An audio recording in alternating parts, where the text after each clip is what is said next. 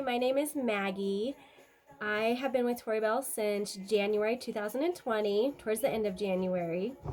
2020 has been an interesting year for sure, but I can say that this business has been amazing during COVID and everything else going on. So, my first topic today is going to be the dangers of comparison. What this means is comparing yourself to other people. Theodore Roosevelt, he said, comparison is the thief of joy. So if you can think about that, when we sit here and we compare ourselves to other, we're thinking so and so over here is better than I am. And how is that good?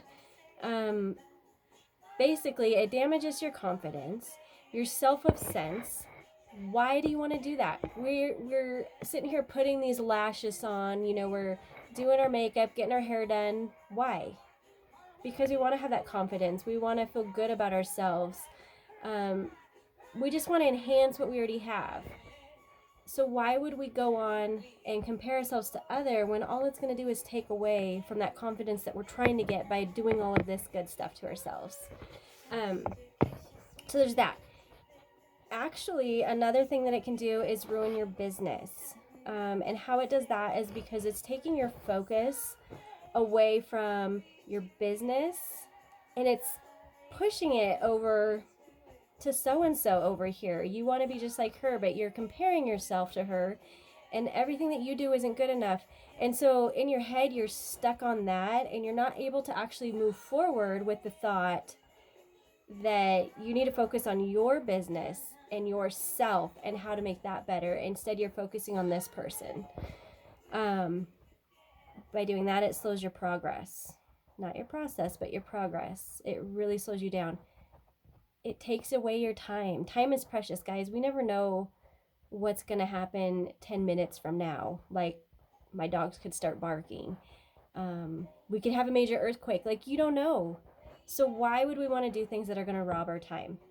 It takes us away from ourselves. It takes us from our business, our family, all of that.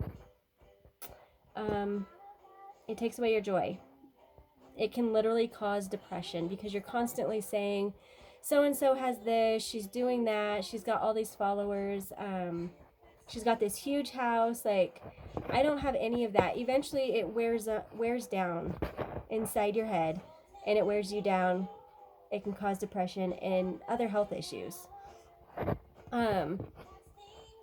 It causes you to not accomplish goals, which is huge. I mean, even if we don't sit there and write out our goals, like, we all have things that we want.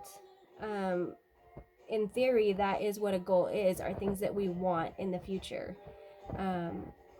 So it makes us stand still. We don't get to move forward. We don't get to get near those goals. So that's what comparison does. The worst thing, besides damaging to yourself, that I think comparing yourself to others, is that it makes you resentful towards the person you're comparing yourself to.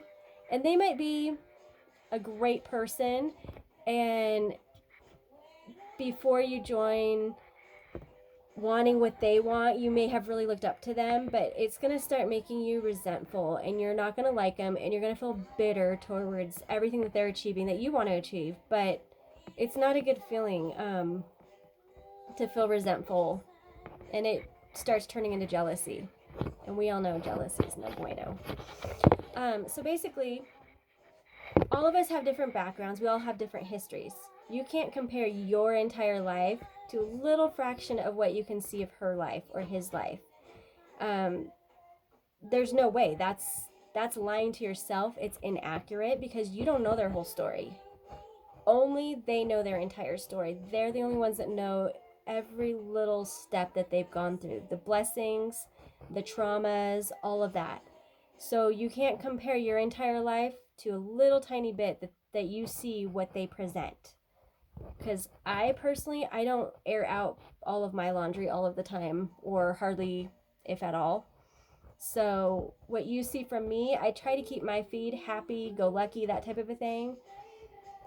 Which doesn't mean it's not true, but what it means is that that's what you're seeing. You're not seeing the fact that, my husband was ran over by a car 2 years ago. Like, if you're just now joining my friend list, you may not know that's part of my history and part of how I push forward to get to where I am. So that's what I'm saying. You see just a little bit of everybody else. When you compare yourself to somebody else, you're always going to lose. You're never going to be perfect enough. There's always going to be somebody that's better. So don't lose. Don't make yourself lose. Choose to win. And by choosing to win, that means you're always going to strive to better you. Not to be like them, but to better you. Each of us are unique.